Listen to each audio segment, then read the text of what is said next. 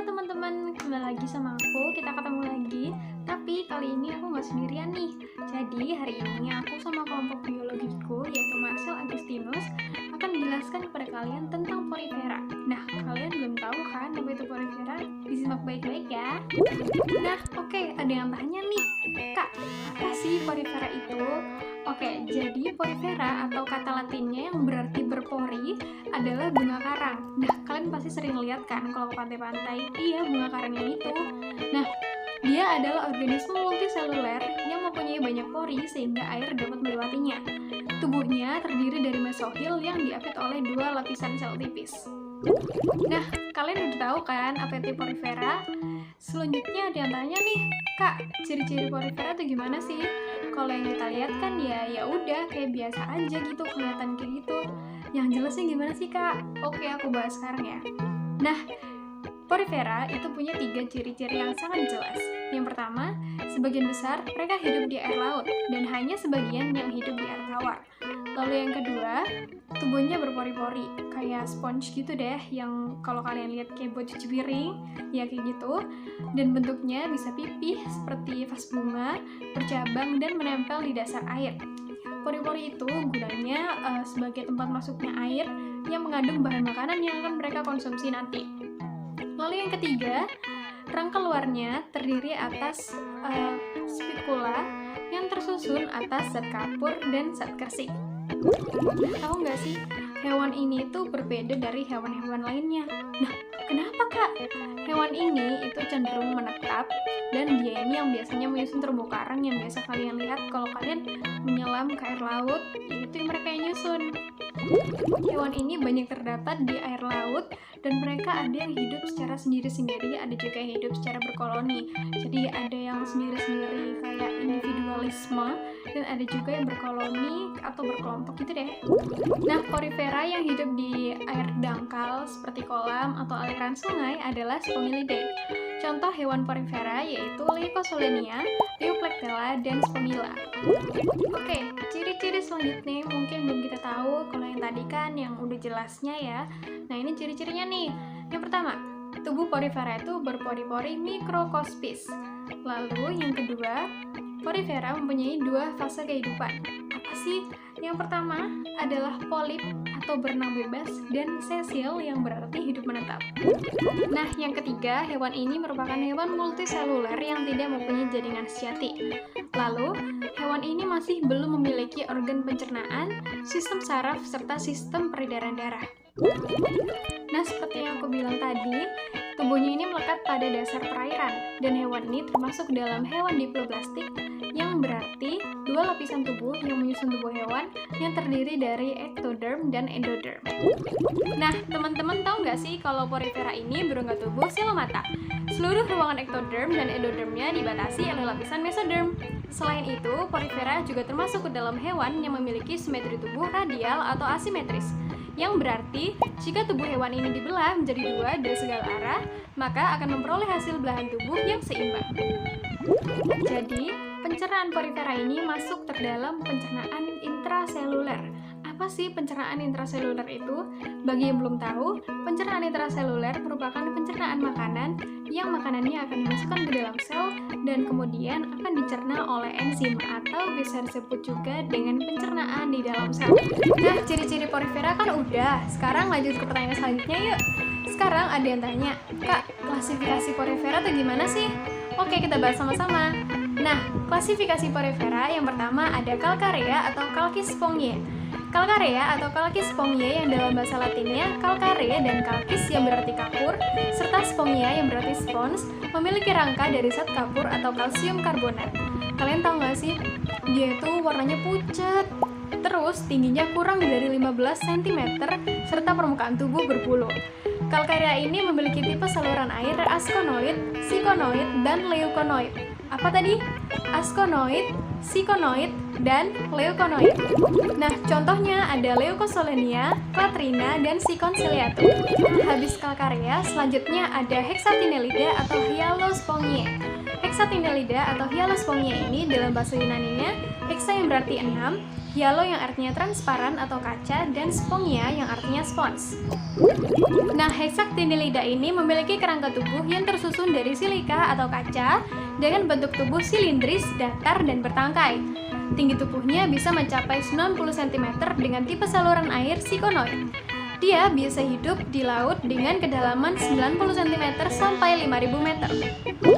Nah, tahu nggak sih, hexactinellida ini juga biasa disebut dengan glass sponge, dan spikulanya terkadang bersatu dengan jaringan sehingga membentuk jalinan yang rumit seperti ring basket. Tapi ada juga kok yang bentuknya kayak mangkuk atau kayak vas bunga. Contohnya, ada Euplectella aspergillum dan ada Hyalonema. Selanjutnya ada Demospongia.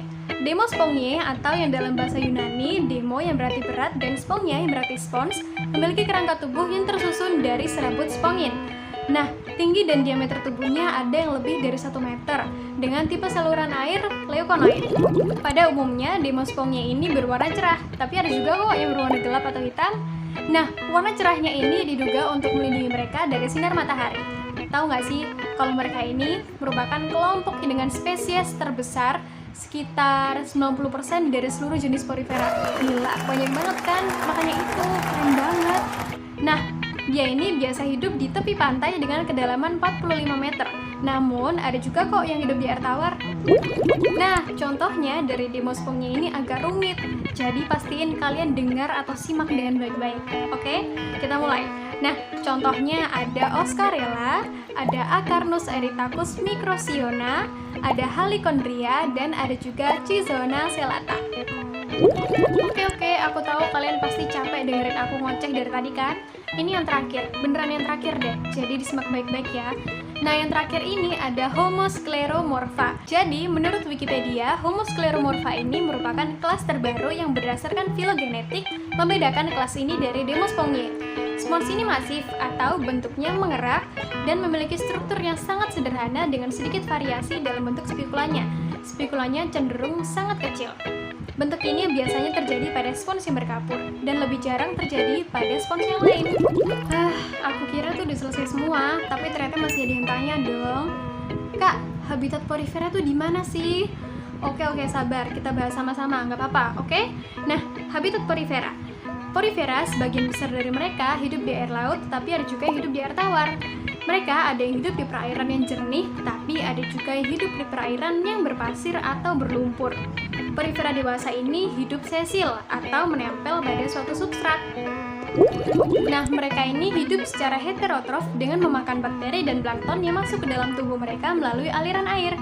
Makanan ini ditangkap oleh flagel yang berada di koanosit mereka. Sekarang kita beralih ke struktur tubuh Porifera. Pertanyaan yang pertama yaitu, Kak, pada bagian tengah tubuh Porifera terdapat apa aja sih? Jadi pada bagian tengah tubuh Porifera terdapat spongosol atau paragester. Spongosol adalah ruangan yang berfungsi sebagai saluran air. Pada bagian atas spongosol terdapat osculum, yaitu lubang besar yang berfungsi sebagai tempat keluarnya air. Pertanyaan yang kedua yaitu, Kak, Porifera kan tersusun atas 3 lapisan dinding tubuh. Nah, 3 lapisan itu apa aja sih? Oke, dari luar ke dalam, Porifera tersusun atas 3 lapisan dinding tubuh, yaitu epidermis, lapisan terluar, yang kedua yaitu mesoglea, lapisan pembatas, dan yang terakhir endodermis, lapisan dalam. Epidermis adalah lapisan terluar tubuh Porifera. Lapisan ini tersusun oleh sel-sel epitelium pipih yang disebut dengan pinakosit. Beberapa sel ini membentuk lubang kecil ostium dengan masuknya air. Pada ostium terdapat porosit yang berfungsi untuk mengendalikan buka atau tutupnya ostium. Mesoglea adalah lapisan yang berupa gelatin. Lapisan ini merupakan pembatas antara lapisan dalam endodermis dengan lapisan luar epidermis. Sel skleroblast berfungsi untuk membentuk spekula. Spekula merupakan duri-duri, berfungsi sebagai penguat dinding yang lunak. Endodermis adalah lapisan dalam tubuh Porifera. Lapisan ini terdiri dari sel-sel leher koanosit yang memiliki flagela dan berfungsi untuk mencerna makanan. Sekarang kita beralih ke reproduksi Porifera. Tanya nih, Kak, cara reproduksi Porifera itu kayak gimana sih? Oke, jadi Porifera melakukan reproduksi secara aseksual dan seksual. Reproduksi secara aseksual terjadi secara pembentukan tunas dan gemul. Gemul disebut juga tunas internal. Gemul dihasilkan menjelang musim dingin di dalam tubuh porifera yang hidup di air tawar. Secara seksual dengan cara peluburan sel sperma dengan sel ovum. Pembuahan ini terjadi di luar tubuh porifera. Sekarang kita beralih ke peranan porifera. Ada yang tanya, Kak, peranan-peranan porifera itu apa aja ya? Oke, jadi bisa digunakan untuk spons mandi, sebagai obat penyakit kanker dan lainnya, bisa juga untuk antibiotik, bisa juga digunakan sebagai hiasan akuarium, sebagai campuran bahan industri seperti kosmetik, dan lain sebagainya. Nah, itu tadi tentang porifera dari aku dan Marcel. Semoga video ini bisa membantu kalian dalam pelajaran biologi. Terima kasih banyak sudah menonton.